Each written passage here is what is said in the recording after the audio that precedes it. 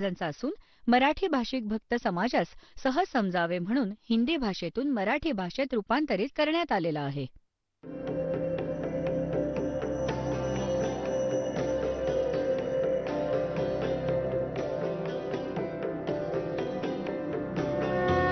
और ज्ञान सब ज्ञान डी कबीर ज्ञान सो ज्ञान और जैसे घोड़ा तोब कायम करता चले मैदान. जगद्गुरु तत्वदर्शी संत रामपालजी महाराजांचे अमृत वचन सर्व पवित्र धर्मांच्या व पवित्र शास्त्रांच्या आधारावर. पत्थर का जल में क्या भीजे.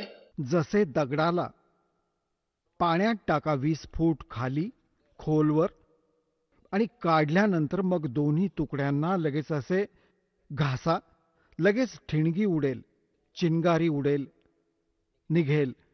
याने सिद्ध झाले की पाण्याने जो परिणाम व्हायला पाहिजे होता, ती ठिणगी उडायला नको होती, नव्हती निघायला पाहिजे होती, परंतु त्यावर पाण्याचा परिणाम नाही झाला, तो जसाच्या तसा राहिलाय, ॲज इट इज विकार त्याच्यात.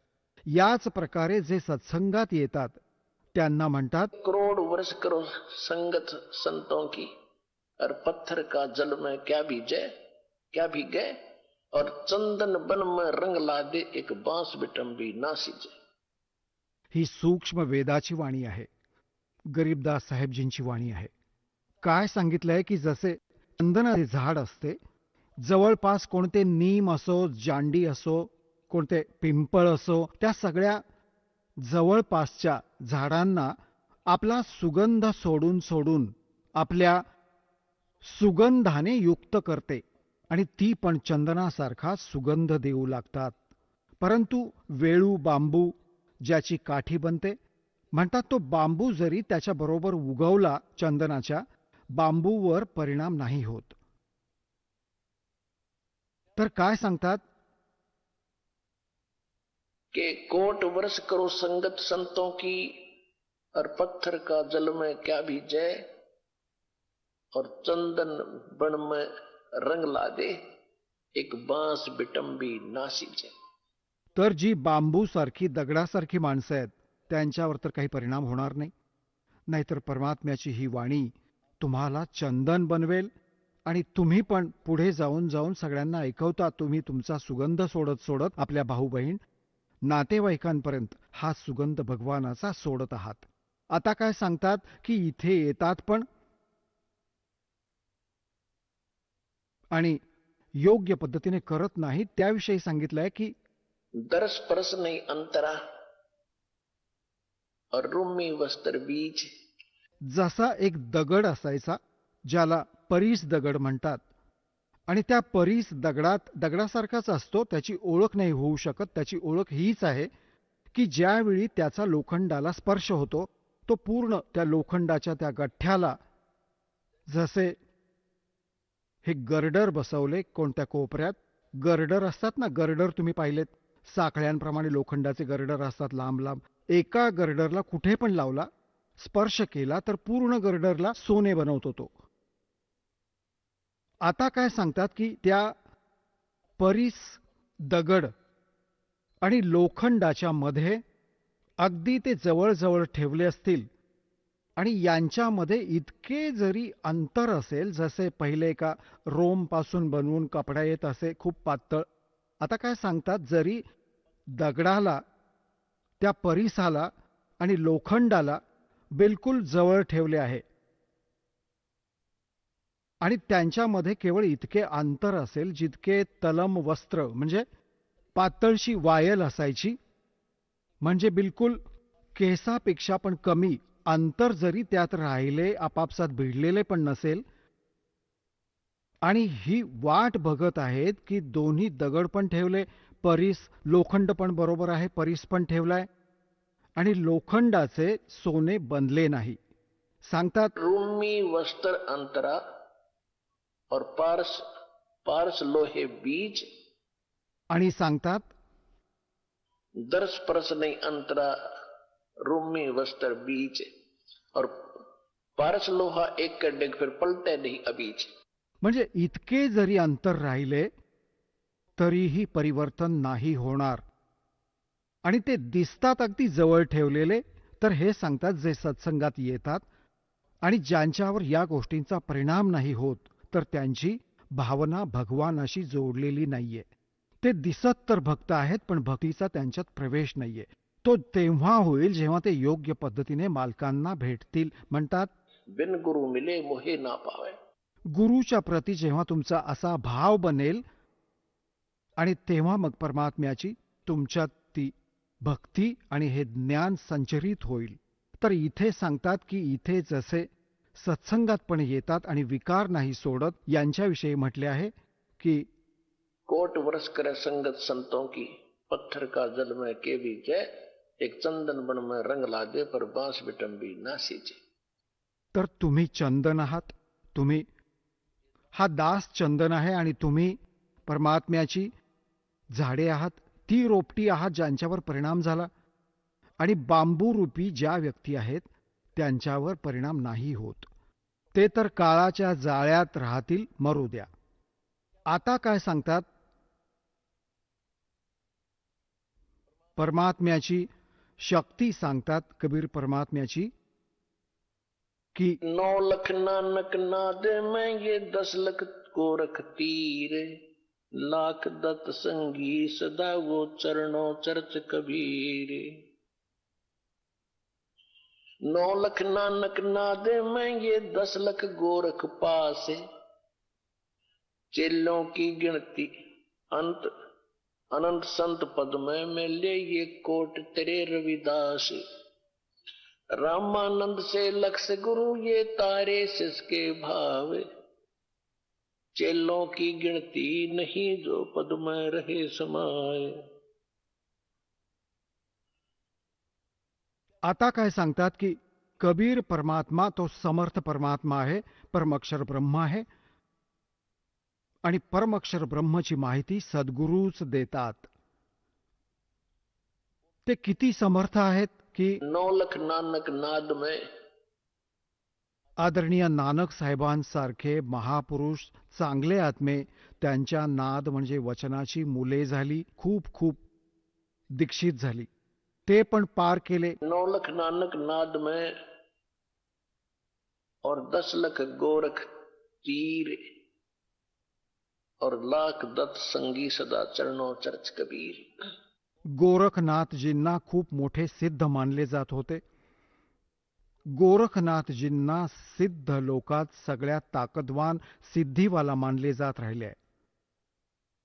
त्यांनी इथपर्यंत चमत्कार केले होते की एकदा त्यांचे मच्छिंदर नावाचे गुरुजी काळ प्रेरणेने एका सिंगल द्वीपाच्या राजाच्या मृत्यूनंतर त्या राजाच्या शरीरात प्रवेश करून तिथे त्याच्या राणीचा उपभोग घेऊ लागला. त्याचे 2 पुत्र झाले. त्यानंतर कोणी गोरखनाथांना डिवचले, कोणी दुसऱ्या नाथाने की जर तू ताकदवान आहेस, सिद्धीवाला आहेस, तर तुझ्या गुरुला वाचव. तो बकवास करू लागलाय तिथे सिंगल द्वीपामध्ये. तर गोरखनाथजी तिथे गेले आपल्या गुरुजींना तिथून. त्याच्या आधी काय केले की कोणी सांगितलं त्या राणीला की हा कोणी सिद्ध आत्मा राजाच्या शरीरात आहे आणि त्या राजाचा आत्मा गेलेला आहे आणि हा कधीही सोडून जाऊ शकतो या शरीराला. याचे शरीर मिळेल कुठेतरी, कोणत्या गुहेत हा सोडून आला आहे. तर राणीने नोकरांना आदेश दिला, कारण की तिला तर राजा पाहिजे होता, शरीर हवे होते, भले त्यात कोणताही आत्मा असेल. राणीने असा आदेश दिला की कोणालाही कोणा संताचे शरीर मिळाले तर त्याला जाळून टाका. सगळ्यांनी हिंडून फिरून नोकरांना गुहेत एक शरीर मिळाले, त्याला जाळले, तिथेच राख करून टाकले. राणी निश्चिंत झाली. मग गोरखनाथ गेले. गोरखनाथजी पोहोचले तिथे. गोरखनाथ, कारण तिथे जाऊ नव्हते दिले गोरखनाथजींना, तर त्यांना मनाई केली होती राणीने.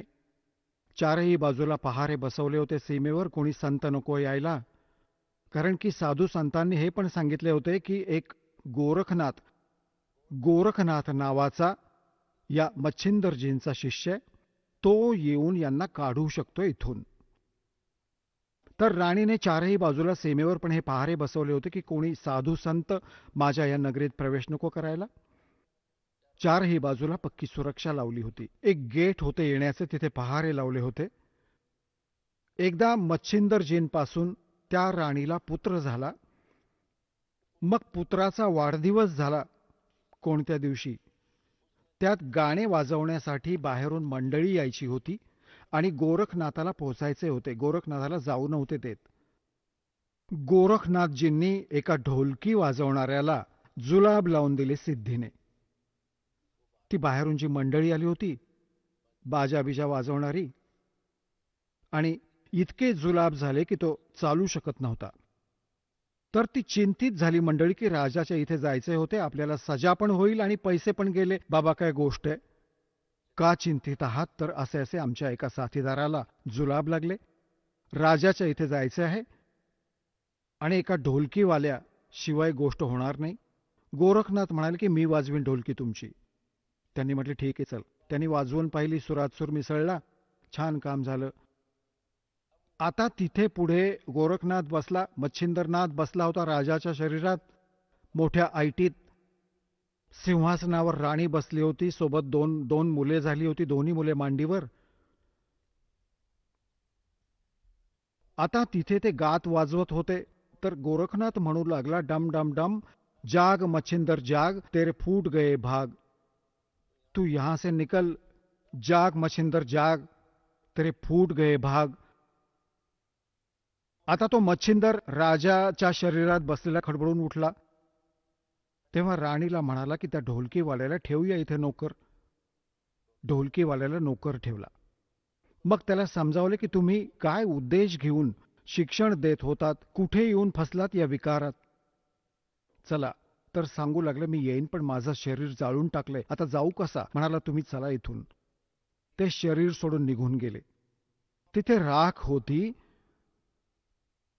त्या राखेमध्ये अस्थी शिल्लक होत्या. अस्थी ज्यांना मरणानंतर कुठे टाकून येतात, गंगेत वगैरे छोट्या मोठ्या राहिलेल्या, त्यांना एकत्र करून आपल्या शक्तीने गोरखनाथाने मच्छिंदरजींचे शरीर बनवले पूर्ण त्याच वयाचे आणि त्याला प्रवेशित केले. आणि मग काय होते आता बघा पुण्यात्म्यांनो, हा आहे खेळ. आपण इथे फसून राहिलो. आपली इथे अडली बुद्धी की इतका महापुरुष, आणि बघा मेलेल्याला पण जिवंत केले, शरीर पण नव्हते तरी पण शरीर बनवले. हा जन्म जसे हे चालू आहे ना तुमचा, हा प्राईम टाइम आहे. यात जो भक्ती करून पार नाही झाला ना, त्यात इतकी गजबची भक्ती संचित होईल आणि यानेच सिद्धी येतात. याच भक्तीला जर तुम्ही खराब करायला लागलात ना काही दिवसात विनाज्ञानाने, कोणाचं झाडफूक केलं की तो ठीक होऊन जाईल आणि कोणी कोणाला आशीर्वाद दिला तो फळू लागेल, तुमचे पंक्चर होईल. तर हे इतकी भक्ती एकत्रित करतात हे साधू संत यावेळी आत्ता जो चालू आहे, आणि हे पार नाही होऊ शकत. हे मग काळात फसले जातात आणि हेच पुढे प्रसिद्ध होत राहतात. मग काय होते की गोरखनाथ मागच्या जन्मापासून सिद्धियुक्त होता असा. आता आपण असा विचार करतो की बाबा असा महापुरुष होत तेरे की, हा तर भगवानच आहे, इतका ताकदवान अजून कोण असेल. आता तिकडून तर मच्छिंदर तो चालला होता, काय नाव आहे तो राजा, निघून तिकडून. तर राजाने काय केले, एका थैलीत सोन्याची नाणी टाकली खूप सारी, की पुढे उपयोगी होतील आपल्या भंडाऱ्यामध्ये. आता जेव्हा त्याने मच्छिंदरचे शरीर बनवले, राजाचे शरीर तिथे सोडून दिले, मग तो झोळी घेऊन निघाला मच्छिंदर. कारण की आत्मा तर तोच होता ज्यावर साऱ्या क्रिया केल्या. आणि त्या थैलीत काय होते, ती लोखंडाची सोन्याची नाणी. पुढे विहिरीवर पाणी पिऊ लागले. तर मच्छिंदरने म्हटले की घे गोरख, सांभाळून ठेव याला, यात मोठी किमती वस्तू आहे आणि सोन्याची नाणी आहेत. 1 किलो नक्की असतील, 2 किलो तर नक्की, आणि सांभाळून ठेव. जेव्हा पाणी प्यायला लागले मच्छिंदर, गोरखनाथाने ती थैली विहिरीत उलटी केली.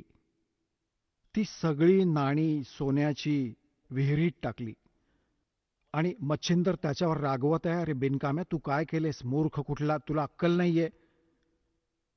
गोरखनाथ म्हणाले, गुरुदेव तुम्ही तर कसे राजऋषी झालात, ब्रह्म ऋषी नाही राहिलात. तिथेच एक डोंगर होता छोटासा, आपल्या मंत्राने त्याने डोंगराला सोन्याचा बनवले गोरखनाथाने. आता मच्छिंदरला म्हटले की घ्या गुरुदेव, हे घ्या उचलून जेवढे पाहिजे तुम्हाला. आता पुण्यात्म्यांनो, दास तुम्हाला कुठे घेऊन येऊ इच्छितो. ह्या इथे एक एक ओळ आहे की 9 लख नानक नाद में और 10 लख गोरख तीरे, लाख दत्त संगी सदा वो चरणों चर्च कबीरे. हे आपले कबीर साहेब किती शक्तिशाली आहेत, त्यांच्यात किती ताकद आहे. हे गोरख सारखे तर त्यांच्या पायाशी पडून राहतात, त्यांच्या पासंगालाही नाहीत त्यांच्या, ज्यांच्या शरणात तुम्ही आहात. दास तिथे घेऊन येऊ इच्छितो. आता काय होते, असा सिद्ध पुरुष आणि ज्याने अशी करामत केली, परंतु ते मागच्या जन्मजन्मांचे पुण्य संग्रहित होते. यावेळचे तुम्हाला खूप वेळा ऐकवले आहे गरीबदासजींच्या वाणीत की शब्द महल में सिद्ध 24 हंस बिछोड़े विश्व बीसा. आमच्या या मंत्रात इथल्या तर 8 अष्टसिद्धी प्रसिद्ध आहेत. आमच्या या मंत्राने, साधनेने 24 सिद्धी येतील तुमच्यात, परंतु यांचा प्रयोग नका करू. या सिद्धींची ताकद सिद्धींशिवाय गोष्ट नाही होत. सिद्धीनेच तर आपले भक्तिरूपी जहाज चालेल. म्हणजे आपण इथून सिद्धींनी उडून जाऊ, आणि आपण त्याचा प्रयोग केला तर आपल्या तर टायरची हवा निघून जाईल. मग आपण कसे उडू, कसे जाऊ पुढे. तर हे चुकून पार झाले नाहीत, ह्यांना मग ठगवलं काळाने आणि त्यांना पहिले ब्रह्मलोकात ठेवले, तिथे हॉटेलमध्ये. तिथे यांच्याकडून मग सगळी पुंजी रिकामी करून मग पृथ्वीवर टाकून दिले. यांच्याजवळ मग सिद्धी सिद्धी राहून जाते. भक्ती धन तर तिथे संपवून टाकले. आता सिद्धी घेऊन तर हे फिरत होते, मिरवत होते. होय होय. तर अशा प्रकारे या ज्ञानाला समजून मग तुम्ही पुढे जाल, या नकलींकडून भ्रमित नाही होऊ शकणार. तर मग काय झाले, गोरखनाथ शरीर सोडून निघून गेला. हे काय करतात की हे मुक्त होत नाहीत, हे पितृलोकात निघून जातात. आणि पितृलोकात तिथे इथून मेलेले जे सिद्ध असतात ते सगळे तिथे एकत्र होतात एका जागी, आणि हे पण तिथे जातात. जसे पितर, आजोबा पणजोबा मेले आणि ते पितर बनले, आणि परत कोणी मेले तर तो पितर बनून त्यांच्याचकडे जातो, कारण की तो त्यांचीच पूजा करत होता, त्यांच्यातच आस्था असते. याच प्रकारे हे साधू संत तिथे जातात. आता काय होते की काशीत जेव्हा परमात्मा आले होते, कबीर परमेश्वरांचे वय त्यावेळी जवळजवळ 10 वर्षांचे होते. 10 वर्ष वय होते. आणि तिकडून स्वामी रामानंदजी वैष्णव साधू होते.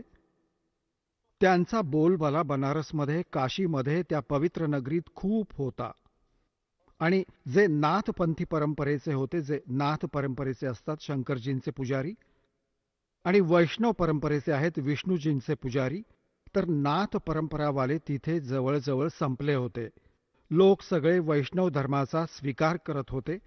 तर गोरखनाथजींना पाठवले गेले तिथून, पितृलोकातून, की नाथांचा तर नाश केला रामानंदने, आणि त्याच्याबरोबर तू चर्चा करून त्याला फेल करून ये, तेव्हा जनता या नाथ पंथाला स्वीकारेल. तर गोरखनाथ तिथे आला, कुठे, काशीत. आणि येऊन त्याने रामानंदजींकडे एक चिठ्ठी पाठवली की माझ्यासोबत चर्चा करा, गोष्टी करा, ज्ञान चर्चा करा. आणि जो संवादात म्हणजे चर्चेत हारेल, ज्ञानचर्चेत, संवादात,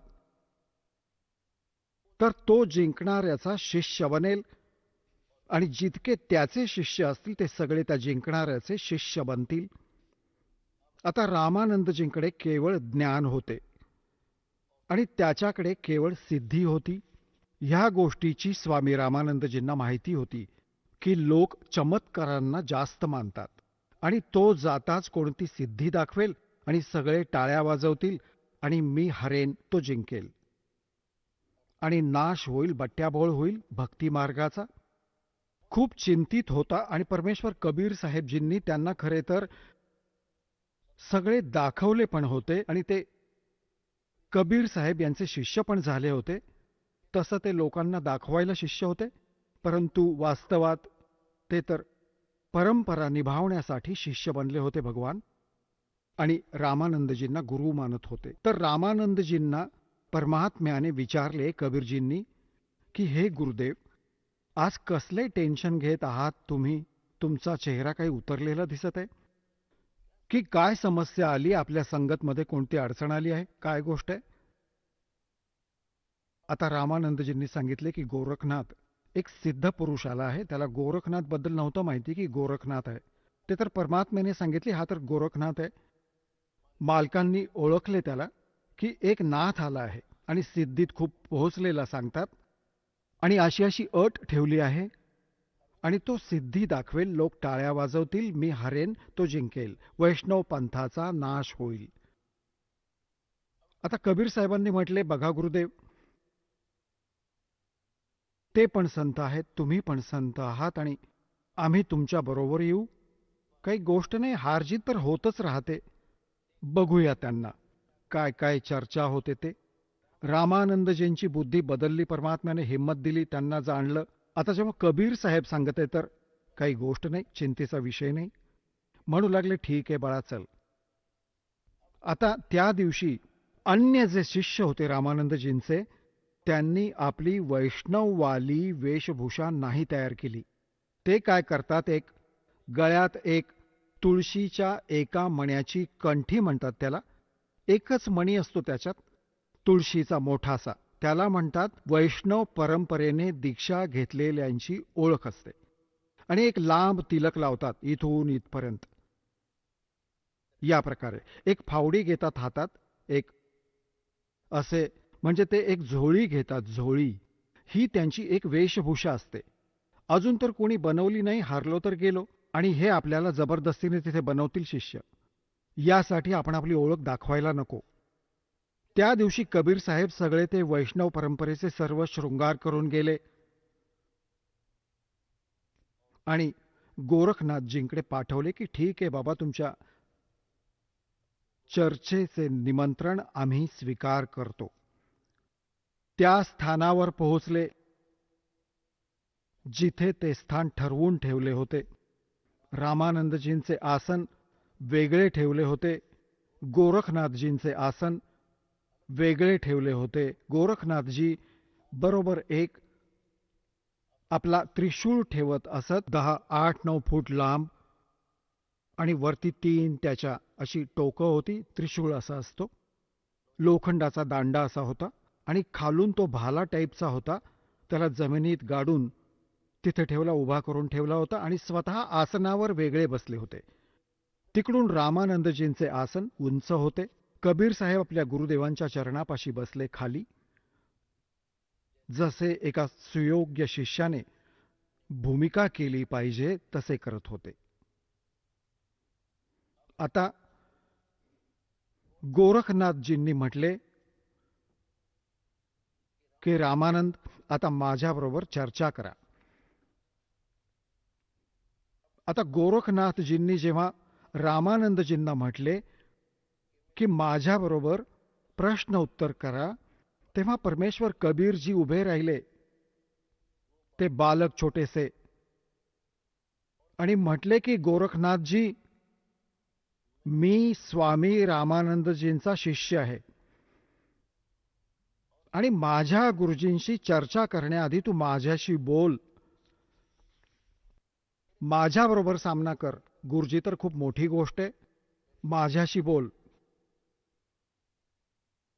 तर गोरखनाथजी, आता गोरखनाथजींनी म्हटले की तू केव्हापासून वैष्णव बनलास? कालचा बालक, 5-10 वर्षांचा बालक आहेस तू आणि चर्चा करणार गोरखनाथांच्या बरोबर? तू कधीचा, तुझं वय पण किती आहे? आता थोडीशी वाणी ऐकवतो तुम्हाला, मग त्यानंतर कथा ऐकवीन.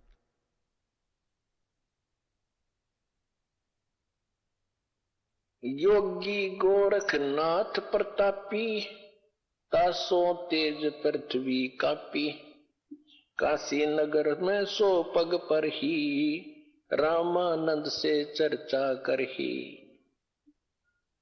चर्चा में गोरख जय पावे, कंठी तोड़े तलक छुड़ावे। सत्य कबीर शिष जो भयहु, ये वृंतांत सो सुन लेहु। गोरखनाथ के डर के मारे, वैष्णव नहीं बेख संवारे। तब कबीर आज्ञा अनुसारा, वैष्णव सकल स्वरूप संवारा। आता गोरखनाथजींच्या जवळ रामानंद को खबर पठाई, चर्चा करो मेरे संग आई। रामानंद की पौड़ी पहली पौड़ी, सत कबीर बैठे तिस ठौरी। कहे कबीर सुन गोरखनाथा, चर्चा करो हमारे साथा। प्रथम चर्चा करो संग मेरे, पीछे मेरे गुरु को टेरे। बालक रूप कबीर निहारी, तब ये वचन उचारी। म्हणजे कबीर परमात्म्याला बालक रूपात बघून गोरखनाथजी काय म्हणाले? कब के बहे बैरागी कबीर जी, कब के बहे बैरागी। की तू केव्हापासून वैरागी बनलास, वैष्णव केव्हापासून झालास, तू कालचा बालक आहेस. परमात्मा काय म्हणाले? नाथ जी तब से बहे बैरागी, मेरी आद अंत सुध लागी। काय सांगतात की मी केव्हापासून वैरागी आहे? धूं कार आद का मेला, नहीं गुरु कोई ना था चेला। तब का तो हम योग उपासा, और जब का फिरूं अकेला। धरती नहीं जद का टीका दीना, धरती नहीं जद की टोपी दीना। तेरा ब्रह्मा नहीं था जद का टीका, और शिव शंकर से योगी ना थे, मेरा तब का जोड़ी शक्का। द्वापर की हम करी फावड़ी, त्रेता का हम दंडा। सतयुग मेरी फिर दुहाई, और कलयुग फिरो नौखंडा। गुरु के बचन साध की संगत, अजर अमर घर पावे। कह कबीर सुनो हो गोरखे, हम सबको तत्व लखावे। की हे गोरखनाथ, मी जेव्हा ना ब्रह्म होता ना विष्णू होता, त्याहून आधीचा आहे मी. हे बोलणे ऐकून गोरखनाथजी यांनी काय विचारले? अरे का गोष्ट बनवत आहेस तू भक्त? तुझं वय काय आहे? आता काय सांगतात परमात्मा? जो बूझे सोए बावड़ा, जो बूझे सोए बावरा। क्या है उम्र हमारी, असंख्य योग पर ले गए हम तब के ब्रह्मचारी। कोटि निरंजन हो गए पर लोक सिधारी, हम तो महबूब हैं भाई सदा ब्रह्मचारी। अरबों तो धर्मा गए ये 49 करोड़ कन्हैया। तेरे 7 करोड़ तेरे शंभू मर गए, मेरी एक नहीं पलैया। ओए होए। सांगतात कोटी निरंजन मेले, अलख निरंजन 21 ब्रह्मांडाचे स्वामी. आणि म्हणतात अरबों तो ये ब्रह्मा मर गए, और 49 करोड़ विष्णु ये तेरे कन्हैया, और 7 करोड़ तेरे शंभू मर गए, मेरी एक नहीं पलैया. आता शंकरजींचा पुजारी नाथजी होते, आणि जेव्हा हे म्हटले की तुझे शंभू पण मेले 7 कोटी, आणि माझा एक पण क्षण वयाचा नाही कमी झाला, अर्थात मी अविनाशी आहे. कोटन नारद हो गए ये मोहम्मद से चारी, देवताओं की गिनती नहीं, ये क्या सृष्टि बिचारी। नहीं बूढ़ा ना बालक और ना कोई भाट भिखारी, कहे कबीर सुनो हो गोरख, यह उम्र हमारी। आता गोरखनाथजींनी विचार केला, बाबा हा तर मोठ्या मोठ्या गोष्टी बनवत आहे हा मुलगा, आणि ऐकणारे खुश होत होते. छोट्याशा मुलाने किती समर्पक उत्तर दिले. तेव्हा टाळी वाजवणार होते इतक्यात गोरखनाथाने काय केले, जो त्याने त्रिशूळ गाडून ठेवला होता, त्रिशूळ आसनावरून उठला. सिद्धीने हे असेच्या असं आसन, पद्मासन घातलेले, असा उठला आणि त्या त्रिशूळावर जाऊन बसला. आणि परमात्म्याने काय केले, परमात्म्याने म्हटले की गोरखनाथ, आता मैदान सोडून पळू नकोस. तुमचे आणि आमचे ज्ञान चर्चेचे बोलणे झाले होते, हे नाटक दाखवण्याचे नाही, ही जादूगिरी दाखवण्याचं बोलणं नव्हतं झालं, ज्ञानाचं बोलणं झालं होतं. तर ज्ञान सांगा, बस नीट येऊन इथे आसनावर. हा ड्रामा काय दाखवत आहेस? आणि लोकांनी टाळ्या वाजवल्या, कारण की तो बसला वर जाऊन. गोरखनाथाने म्हटले की जर तुझ्यात कोणती ताकद आहे भगवानाची, माझ्या बरोबर येऊन बस, तेव्हा मी चर्चा करीन तुझ्याशी. जमिनीपासून 8-9 फूट वरती त्रिशूळावर पक्का बसला आहे सिद्धीने. परमात्म्याला तर माहित होते की हा बालक किती काय हरकत करेल. परमात्मा जे सूत असायचे, सूत कापड विणायचे, आणि सुताची एक कुकडी म्हणतात हरियाणवीमध्ये, टकळी, जी चरख्याच्या वर माता कातत असत, ती इतकी मोठी होत जायची धाग्याच्या रिळासारखी, ती खिशात ठेवली होती पूर्ण. तर कबीर साहेबांनी काय केले की त्या धाग्याचे एक टोक पकडून आणि ती टकळी म्हणजे ते रीळ वरती फेकले. ती अशी उघडत उघडत आणि सरळ 150 फूट उंचीवर जाऊन वरचे टोक उभे राहिले, ट्रेट असेच्या असे, बालकांच्या ताकदीने. आणि परमात्मा तिथून उठले आणि त्याच्या वरच्या टोकावर जाऊन बसले. हे बघा, आता तो नाथजी बुटका दिसू लागला. 150 फूट कुठे, 9 फूट उंची. आता गोरखनाथजींना कबीर साहेबांनी म्हटले, घे नाथजी, जर बरोबर बसूनच चर्चा करायची आहे तर ये बाळा इथे आमच्या बरोबरीला. आता बघा, अशी गोष्ट नाहीये की गोरखनाथ तर आकाशात उडत असे, उडू शकत होता, परंतु एकतर चुंबक असते, परमात्मा तर सिद्धीचे भांडार आहेत. आणि सिद्धी काय, हे जसे घड्याळे, हे सिद्ध केले मेकॅनिकने, आणि हे चालू आहेत काटे, आणि याच्यावर चुंबक ठेवा, तिथेच स्थिर होतील, चालू नाही शकत. तर त्या सिद्धी परमात्म्याने पहिले तर त्याच्या सिद्धी फेल केल्या. आता गोरखनाथजींनी विचार केला की वर मी उठीन, थोडंसं उठला तर धडाम करून खाली येऊन आपटला. बाबाचं कंबरड वाकडं झालं. गोरखनाथांना पहिल्यांदा त्यांची कोणती हार जाणवत होती त्या दिवशी, मागची, जोपर्यंत तो सिद्धीत होता. आणि म्हणतात पहलवान असतो ना, जो कट्टर रेसलर असतो, तो तर थोड्याशा गोष्टीने समजून जातो, हो माझी हार होईल. आणि हे जरासे असे असतात ना, ते देह तुडवूनच मान्य करतात.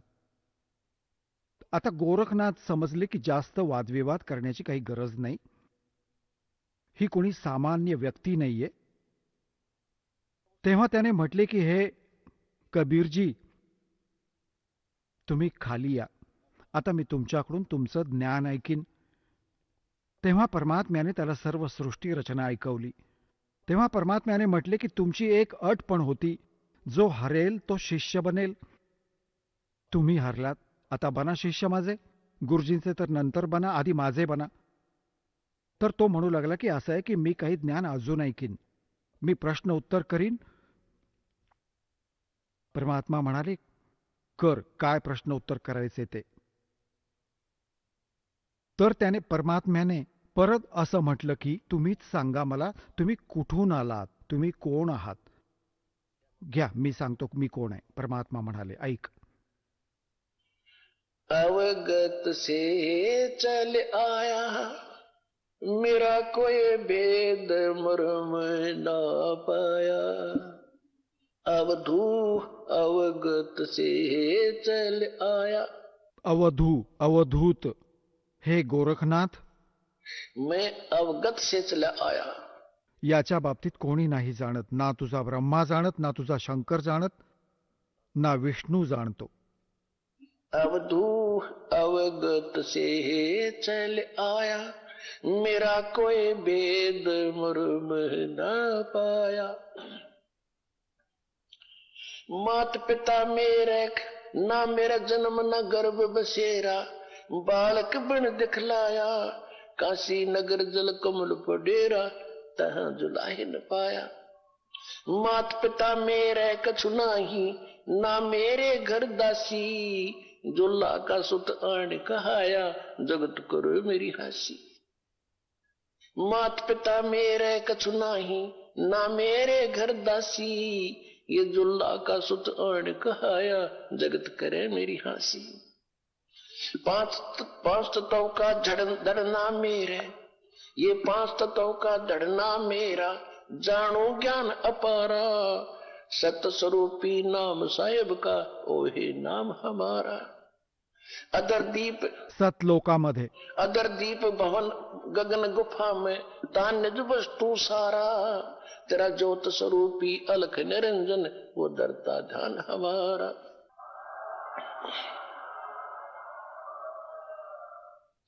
अदर दीप और गगन गुफा में, तान निज वस्तु सारा, तेरा ज्योत स्वरूपी अलख निरंजन, वो डरता ध्यान हमारा। हाड चाम लहू ना मेरे, हाड चाम लहू ना मेरे, कोई जाने सतनाम उपासी, तारण तरण अव्यय पद दाता, मैं हूं कबीर अविनाशी। हाड चाम लहू ना मेरे, कोई जाने सतनाम उपासी, तारण तरण अव्यय पद दाता, मैं हूं कबीर अविनाशी। आता पुण्यात्म्यांनो, सूक्ष्म वेदात मग गरीबदासजींनी सांगितले आहे की गोरखनाथ सिद्धीत विसरला, यथार्थ मार्ग सोडून सिद्धीत विसरला मार्गाला. गोरखनाथ सिद्धी में बोल्या, और टूणे टामण हांड्या फुल्या. हे मेलेल्यांना पण जिवंत करतात, डोंगराला सोन्याचे बनवतात. यांना तर गरीबदासजी म्हणतात तो मूर्ख जादूटोणा करत फिरत होता. त्याला काय मिळाले जीवनात? महिमा तर झाला पण मोक्ष राहिला. मन तो सुख के सागर बस रे, भाई और ना ऐसा यस रे, भाई तो सुख के सागर बस रे, भाई और ना ऐसा यस रे. हे बघा, याला म्हणतात तत्वज्ञान, याला म्हणतात सूक्ष्मवेद. आता आपण एकच गोष्ट ऐकून त्याचा महिमा गात राहत होतो, त्याचेच गुण गात होतो, आपल्याला माहित नव्हते. इतक्या जबरदस्त सिद्धी दाखवणारी व्यक्ती आणि बिलकुल झिरो होता, -0 होता अध्यात्म मार्गात. आता गोरखनाथ म्हणतात, गोरखनाथ सिद्धि में बुल्या, और टूणे टामण हांडे फुल्या, और जंतर मंत्र जोग निभाई, और काल चक्कर जम जोरा खाई, तुम हो जम की फर्दी माही. गोरखनाथाला कबीर साहेबांनी म्हटले की तू तर काळाच्या फर्द मध्ये चढत आहेस. फर्द फर्द काय आहे? जो परमनंट तुमची जमीन होते ना, तुमच्या फर्द मध्ये येते, तर तुमच्या नावावर होते पक्की. तर परमात्म्याने म्हटले की तू तर काळाच्या फर्द मध्ये चढत आहेस. काळाचा मग गाढव बनशील पुढच्या जन्मात. हा तर सिद्धीने अभिमानी झालास, महिमा झाला तुझा. सिद्ध नहीं ये गधे हैं जो जाने नहीं सतनामा. सांगतात की ज्यांच्याकडे सतनाम नाही ते आज पण गाढव आहेत, ते सिद्ध नाहीयेत. आपण त्यांना सिद्ध पुरुष म्हणतो. तर गोरखनाथजींनी जेव्हा हे ज्ञान ऐकले, त्यांनी विचार केला की याला उगाच छेडण्याची गरज नाहीये. ज्ञानात तुला हा बिलकुल नाही ऐकणार. सिद्धींमध्ये पण याला पटले. मग त्याला परत भ्रम राहिला थोडासा. म्हणू लागला की एकदा गंगेच्या काठावर चला. आता चल बाबा, काय राहिले, एक अजून मी काही लीला करतो, तुम्ही मला त्यात पराजित करा, मी तुमचा शिष्य बनेन. परमात्मा म्हणाले, चल. गोरखनाथजींनी गंगेत उडी मारली आणि आणि एका माशाचे रूप धारण केले. खूप मासे तिथे तर त्याने म्हटले की मी यात उडी मारीन आणि मला तुम्ही शोधा नदीतून, मग मी तुम्हाला गुरु बनवीन. आता गोरखनाथजींनी उडी मारली, माशाचे रूप घेतले. तेव्हा परमात्म्याने उडी मारली, तो मासा पकडून लगेच बाहेर घेऊन आले आणि बाहेर काढून गोरखनाथ बनवले. मग गोरखनाथ तर पाया पडले. आता पुण्यात्म्यांनो बघा की काय वाईट करतो काळ आपल्याबरोबर. आता भक्ती तर हा दास करवेल तुमच्याकडून भगवानाने दिलेली. जे सौभाग्यशाली आणि चांगल्या प्रकारे ज्ञानाला समजतील ते तर सतलोकात जातील. ही अडचण येईल शेवटच्या दिवसात, म्हणजे हजारो वर्ष हे ज्ञान चालेल, हजारो वर्ष ही सायन्सची ही विद्या चालेल. जो हा टीव्ही आहे आणि ही चिप आहे, मोबाईल आहे, यांच्या माध्यमातून हे ज्ञान दिले जाईल. दास तर निघून जाईल सतलोकात हे 5 तत्वांचे शरीर सोडून. परंतु हे इलेक्ट्रॉनिक शरीर राहील दासाचं, हे नूरी शरीर राहील. टीव्हीवर लावले जाईल, नाम देत जाऊ, नाम चालेल असं तर सारना, पण टीव्ही सीडीवरून दिलं जाईल. दासाच्या निघून जाण्यानंतर व्यवस्था केली जाईल. परंतु मग शेवटी हे विज्ञान पण संपून जाईल, हे ज्ञान राहील. तर हे ज्ञान तर काही दिवस चालत राहते. तर हे या ज्ञानाने मग खूप दिवसांपर्यंत सुखाचा श्वास घेतील परमात्म्याची मुले. आणि जे सद्भक्ती करतील मर्यादेत राहतील, पार होतील, परंतु सुख खूप जास्त सुखी होतील. ही मायेची हाव संपून जाईल आणि इतकी भक्ती करतील की यांना परमात्मा तुम्हाला सगळ्या सुविधा उपलब्ध करून देईल. जसे दास परत परत तुम्हाला कथा ऐकवतो की ज्यावेळी परमात्म्याच्या नावाने खोटी चिठ्ठी लिहिली होती कबीरजींच्या नावाने आणि 18 लाख प्राणी साधू संत आले होते. ते साधू संत कोण होते? घर सोडून जंगलात आपल्या गुरुकडे भक्तीसाठी भगवानासाठी भटकत होते. ते पण विशेष प्रिय आत्मा होते. तर तिथे त्या 18 लाखांना 3 दिवसांपर्यंत झोपडीत बसलेल्या गरीब विणकराने, ते तर भगवान होते, लीला करत होते. 3 दिवसांपर्यंत त्यांना ते जेवण खायला दिले जे कधी ऐकले पण नव्हते त्या महापुरुषांनी, भक्तांनी, साधूंनी. आणि सोन्याची मोहर दिली आणि दोहर दिले आणि छान ताव मारला. हलवा, पुरी, कचोरी, जिलेबी चाटून पुसून खात होते 6-6 वेळा दिवसातून, जसे काही भुकेने मरत होते भिक्षा मागून खाणारे हे. तर त्यांच्यासाठी जेव्हा ही लीला केली, पृथ्वीचा कोणता माल पण नव्हता, सतलोकातून आणले होते दात्याने. तर येणाऱ्या काळात जसे जनसंख्या वाढत आहे, 100 वर्षानंतर काय खातील हे, जर ही परिस्थिती नाही बदलली तर. मग भगवान व्यवस्था करेल. तुमच्या घरात 2 दाणे असतील तरी भरलेले मिळेल मडके, पिंप भरलेले मिळेल पिठाचे. या प्रकारे करेल दाता तुमच्यासाठी. परंतु भक्ती करण्यासाठी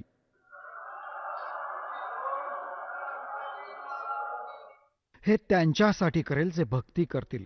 आणि ज्यांना बकवास करायचा ते आपले करत राहा. ठीक आहे, जसे भक्ती भजन कराल त्याचा लाभ मिळेल, परंतु त्यातही काही मागे राहतील. तर यासाठी मग गोरखनाथजींनी परमात्म्याच्या पायावर डोके टेकवले, त्यांचे शिष्य बनले. आता बघा किती मोठा धोका होतो आपल्याबरोबर. आता जे या भक्तीला करून आणि पार झाले नाही, किती मोठी कटकट होईल त्यांच्या जीवाला. कोणी तर जाईल, जशी पूर्ण साधना करता तुम्ही, प्रथम मंत्रात गणेशजींचा, विष्णूजीचा, लक्ष्मीचा, ब्रह्मा सावित्रीजीचा, शंकर भगवान पार्वतीचा, दुर्गाजींचा, हे सगळे नाम जप करता. जे पार नाही झाले, मग हे तुम्ही तुमच्या या पुण्य कमाईने यांच्या लोकात जाऊन खूप चांगल्या सुविधा प्राप्त करून तिथे थाटाने देवता बनून राहाल. परंतु बँक बॅलन्स भक्तीचा तुमचा संपून जाईल. जेव्हा तिथून संपेल, मग ओम नामाचा जप, तो सतनामाच्या बरोबर तुम्ही जप केलात तो ब्रह्मचा होतो. मग ब्रह्मलोकात जाल. ब्रह्मलोकात हजारो युगांपर्यंत राहाल, इतकी गजब कमाई होईल तुमची. ब्रह्मलोकात जेव्हा पुंजी संपेल, मग तुम्हाला पृथ्वीवर टाकतील. पृथ्वीवर राजा बनाल. कोणी सिद्धी बनतात जसे गोरखनाथ सारखे, आणि मग दुनियेत प्रसिद्ध होत जात, कर्म बिघडत बिघडत असे बिघडतील की गाढव बनतील. आणि मग कधी याच युगात हा प्राईम टाइम जो चालू आहे 5505 वर्ष कलियुग संपलेला असेल त्यानंतरच डाव लागेल. तर यासाठी सावधान रहा, या भक्ती मार्गात विचलित नका होऊ.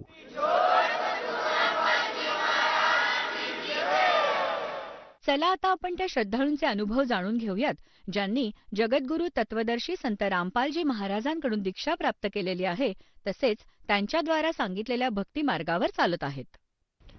नमस्कार. सतसाहेब. आपलं नाव? प्रीती अमोल रोकडे. आपण कुठून आलात? मी नाशिक पंचवटी येथून आले आहे. आपला व्यवसाय काय आहे? Sir, me as a teacher म्हणून जॉब करत होते, बट आता घरीच आहे, गृहिणी म्हणून कार्य करते.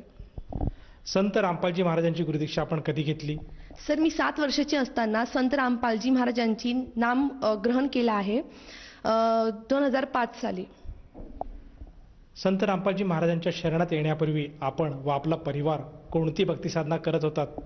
संत रामपालजी महाराजांच्या शरणात येण्या अगोदर हिंदू धर्माच्या परंपरेनुसार ब्रह्मा विष्णू महेश यांची साधना करत होतो. त्याचप्रमाणे माझे पप्पा दर शनिवारी शनी मंदिरात जाऊन तेल वाहणं, त्यानंतर ते हनुमानाचे परम भक्त होते. माझी आजी दर महाशिवरात्रीला मला सोबत घेऊन तिथे पिंड बनवणं, मंदिरात जाऊन पिंड बनवणं, त्यानंतर व्रत वैकल्य करणं. माझे पप्पा हनुमानाचे कट्टर भक्त असल्यामुळे ते हनुमान चालिसाचे पठण करायचे. अशा प्रकारे हिंदू धर्माच्या परंपरेनुसार आम्ही 33 कोटी देवतांची म्हटली तरी चालेल साधना करत होतो. बाबा वारकरी संप्रदायात असल्यामुळे आमच्या घरी नेहमी साधू संतांचं येणं जाणं असायचं. अशा प्रकारे मी लहानपणापासून भक्तिमय वातावरणात वाढलेले होते. जसं तुम्ही सांगत आहात की आपण अगदी लहानपणापासूनच परमेश्वर प्राप्तीसाठी वेगवेगळ्या भक्ती साधना करत होतात. महाराष्ट्रामध्ये जी काही प्रचलित भक्ती साधना आहे त्या भक्ती साधनेशी आपलं कुटुंब निगडीत होतं. आपले वडील हे हनुमानाचे उपासक होते, त्याचप्रमाणे आपण सुद्धा आपल्या वडिलांबरोबर आणि आपल्या नातलकांबरोबर, विशेषतः आजीबरोबर धार्मिक स्थळात जाऊन तेथे भक्तिविधी करत होतात. तर मला असं विचारायचं आहे की या सर्व भक्ती साधना आपण करतच असताना संत रामपालजी महाराजांचा मार्ग आपल्याला कसा कळाला आणि आपण त्यांच्या शरणात कसे आलात? 2003 साली संत रामपालजी महाराज नाशिक येथे सत्संग करण्यासाठी आले होते. त्यावेळेस माझे पप्पांचे चुलते ह्यांनी तिथे ज्ञान ऐकलं संत रामपालजी महाराजांच्या सत्संगमध्ये जाऊन, आणि त्यांनी माझ्या वडिलांना सांगितलं. तर माझे वडील लहानपणापासून देवी देवतांची भक्ती करायचे, तर गुरुजींचं ज्ञान थोडं वेगळं होतं. त्यांना वेगळं वाटलं की हे संत रामपालजी महाराज ज्ञान काय सांगतात. मग त्यांनी 1 महिना 100 कॅसेट्स पूर्ण ऐकल्या. संत रामपालजी महाराजांच्या प्रवचनाच्या 100 कॅसेट्स पूर्ण ऐकल्या. त्यात त्यांना असं कळलं की आपण काय भक्ती करतो तर आपण करायला काय हवी होती. जसं आपल्याला आजपर्यंत असं ऐकत आलोय आपण की परमात्मा हा घोर पाप नष्ट करू शकत नाही, आपला जे कर्माचे दंड आहेत ते भोगावेच लागतात. मग पप्पांना असं कुठेतरी खटकायचं की आपण इतकी जी साधना करतोय मग ती कशासाठी करायची, जे दुःख येणारच आहे आपल्याला. पण जेव्हा संत रामपालजी महाराजांनी प्रवचनातून सांगितलं, यजुर्वेद अध्याय नंबर 8 श्लोक 13 मध्ये लिहिलंय की परमात्मा घोर पाप सुद्धा नष्ट करू शकतात. पप्पांचे एकदम आश्चर्यचकित झाले. आणि त्यानंतर असंही लिहिलं होतं की परमात्मा हा, आपण जे ऐकत आलोय की परमात्मा हा निराकार आहे, आणि वेदात तर लिहिलंय परमात्मा साकार आहे. पप्पांना पायाखालची जमीन सरकली की आपण ऐकत काय आलं, आपले वेद काय प्रमाण करतायत. तेव्हा पप्पांनी ठरवलं की जी ज्ञान आहे हे एकदम 100% वेदाने गीताने सांगितलेलं ज्ञान आहे. त्यामुळे आजच आपल्या फॅमिली सोबत जाऊन आपण नामदीक्षा घेतली पाहिजे. आणि 2005 साली आम्ही नामदीक्षा घेतली. संत रामपालजी महाराजांच्या शरणात जेव्हा आपण आलात आणि संत रामपालजी महाराजांनी जी आपल्याला सद्भक्ती दिली, त्या सद्भक्तीमुळे आपल्याला व आपल्या परिवाराला काय काय अनुभव आलेत? सर, संत रामपालजी महाराजांच्या शरणात आल्यानंतर सर्वात मोठा अनुभव हा आला की मोक्षप्राप्तीचा मार्ग मिळाला, शास्त्रानुकूल भक्ती मिळाली.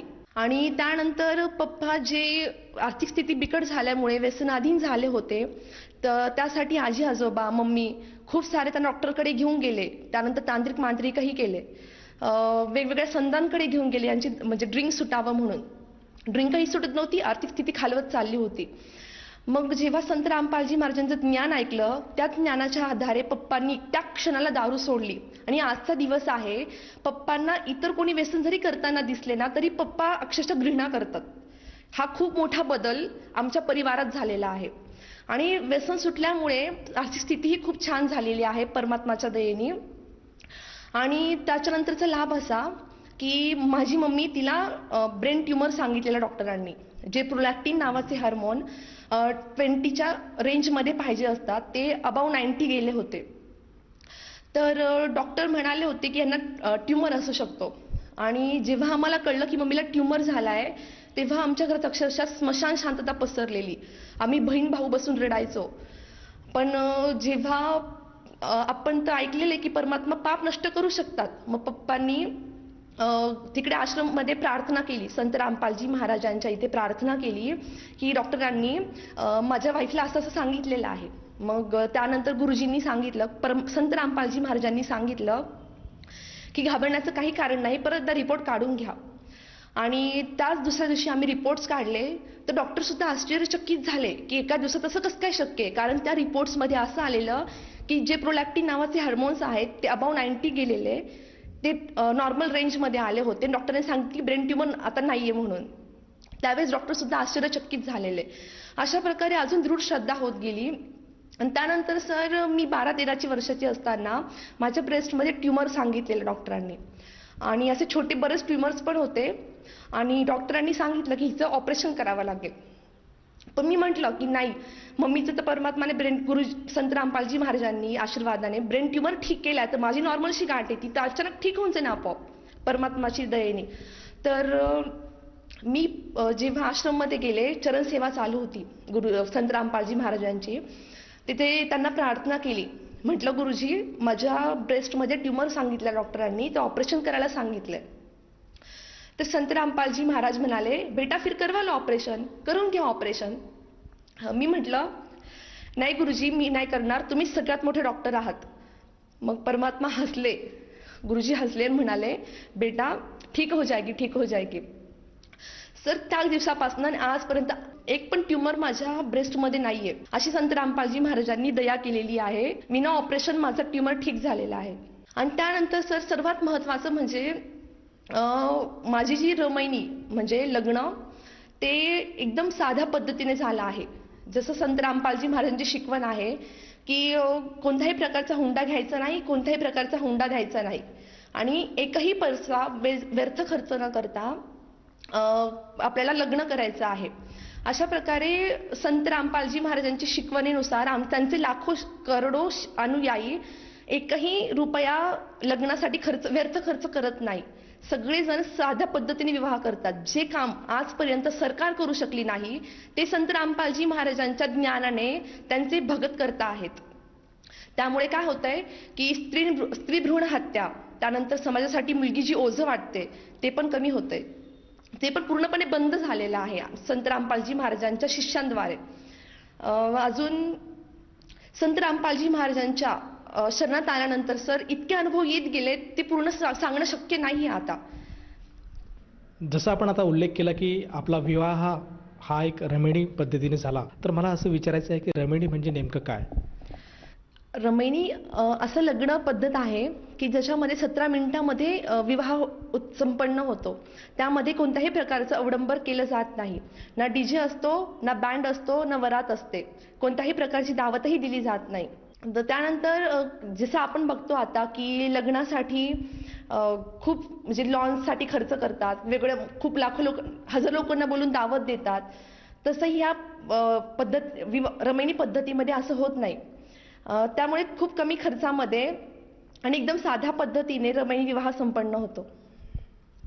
जसं तुम्ही सांगत आहात की रमणीमध्ये कुठल्याही प्रकारचं व्यर्थ खर्च केला जात नाही, परंतु आज समाजामध्ये जे काही विवाह होतात, त्या विवाहामध्ये वरपक्ष हा वधूपक्षाकडे पैशांची मागणी करतो किंवा प्रॉपर्टीची मागणी करतो, गाडीची मागणी करतो, आणि त्याच्याकडे काही ना काही घेण्यासाठी तो अपेक्षित असतो. तर अशा प्रकारचे आपल्या सासऱ्यांकडनं आपल्याला कुठल्या प्रकारची मागणी केली गेली का?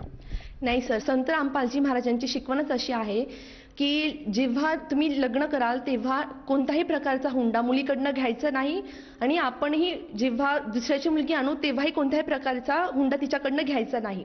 त्यामुळे आमचा विवाह होताना कोणत्याही प्रकारचे पैसे किंवा दागिने काही दिलं गेलेलं नाहीये.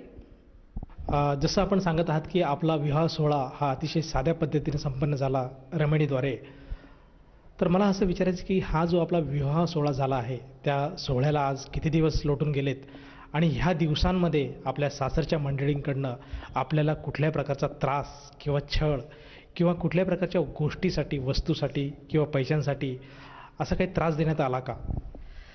सर, माझ्या लग्नाला आता 3 वर्ष उलटून गेले आहेत, पण माझ्या सासरच्या मंडळींनी आजपर्यंत कोणत्याही गोष्टीसाठी मला छळ केलेला नाहीये किंवा कोणत्याही वस्तूची किंवा हुंड्याची मागणी झालेली नाहीये आणि मी माझं आयुष्य आता सुखाने जगते आहे. जसं तुम्ही सांगत आहात की संत रामपालजी महाराजांच्या शरणात जेव्हा आपण आणि आपला परिवार आला, सासरचे त्याचप्रमाणे आपले जे माहेरची मंडळी, हे दोन्हीसुद्धा आज संत रामपालजी महाराजांची सद्भक्ती करत आहेत. तर ह्या सद्भक्तीमुळे आज दोन्ही कुटुंब आज आनंदाने संत रामपालजी महाराजांच्या शरणात आपलं आयुष्य व्यतीत करत आहेत. तर ह्या आपल्या अनुभवातून आपण आपल्यासारखे जे काही तरुण मंडळी आहे आणि जो श्रोतावर्ग आज आपल्याला TV चॅनलच्या माध्यमातून बघत आहेत, या सर्वांसाठी आपण काय संदेश द्याल? मी भक्त समाजासाठी हा संदेश देऊ इच्छिते की संत रामपालजी महाराजच ह्या पृथ्वीवर असे संत आहेत की जे शास्त्रानुकूल भक्ती देतात. त्यामुळे आर्थिक, मानसिक, शारीरिक सर्व प्रकारचे सुख प्राप्त होतात.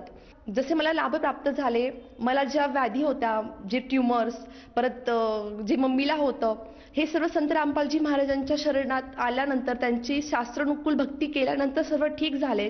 त्यानंतर त्यांच्या शिकवणीनुसार माझा जो विवाह झालाय तो एकदम साध्या पद्धतीने झालाय.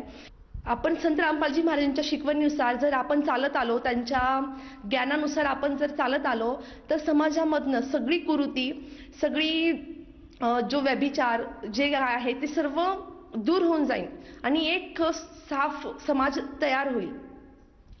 तर संत रामपालजी महाराजांचं ज्ञान ऐकून, त्यांची भक्ती साधना करून संत रामपालजी महाराजांच्या शरणात या आणि आपल्या जीवनाचं कल्याण करा.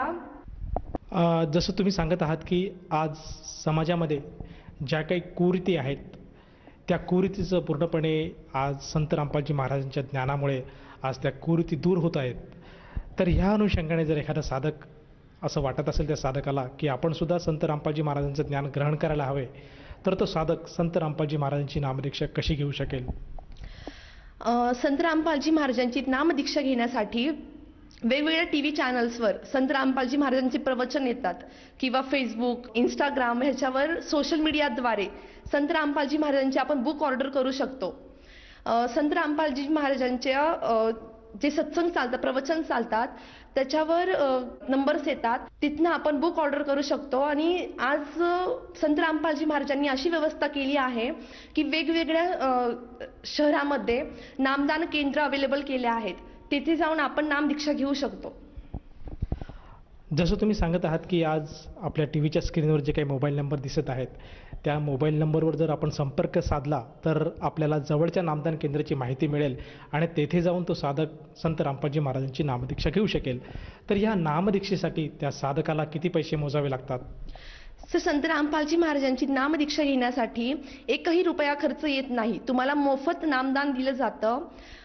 उलट त्या सोबत एक फोटो, त्यानंतर नामदीक्षेचं कार्ड हे संत रामपालजी महाराज फ्री देतात. धन्यवाद सतसाहेब.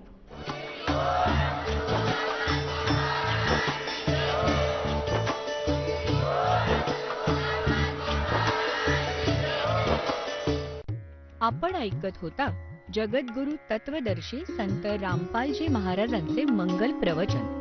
निःशुल्क नामदीक्षा प्राप्त करण्यासाठी आणि अधिक माहितीसाठी संपर्क करा 7030303951 7030303952. आमची वेबसाईट आहे www.jagadgururampalji.org.